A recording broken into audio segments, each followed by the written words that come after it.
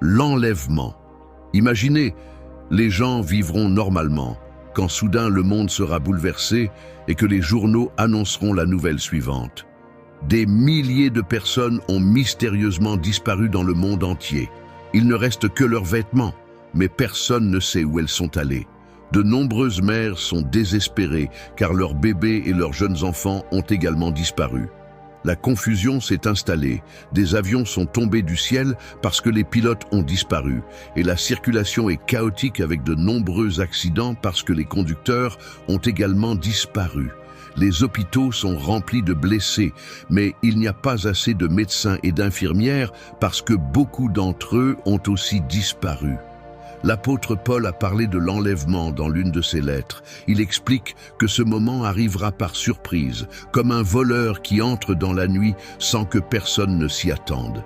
Il s'exprime à peu près ainsi: « Regardez, le jour du Seigneur sera inattendu. Quand les gens diront « Tout est calme et sûr », le chaos éclatera tout à coup.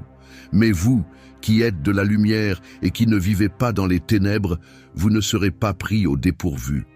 Réfléchissez avec moi, à quoi ressemblerait ce jour-là? Soudain, des millions de personnes disparaîtront. Les caméras de sécurité filmeront des personnes en train de se volatiliser. Tout le monde sera en état de choc, essayant de comprendre ce qui s'est passé.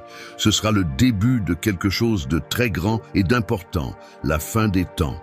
Pendant ce temps, l'Antéchrist continuera à capter l'attention du monde entier. Il ne ressemblera à personne d'autre, super intelligent, charismatique et très malin. Au début, il semblera être le leader parfait.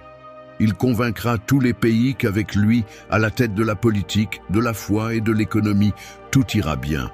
Ce sera une période de paix apparente et tout le monde croira qu'il est la solution à tous les problèmes. L'Antéchrist sera assez difficile à comprendre. Il aura une forte personnalité, sera très sûr de lui et semblera même un peu menaçant. Mais en même temps, il saura parler de manière à calmer et à charmer tout le monde. Cet équilibre fera de lui la personne la plus admirée de la planète.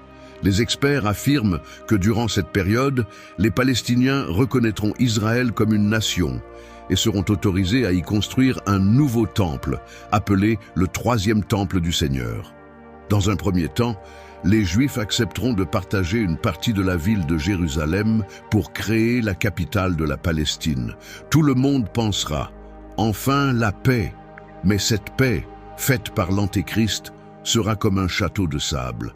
Elle est belle, mais elle est fragile et ne durera pas longtemps.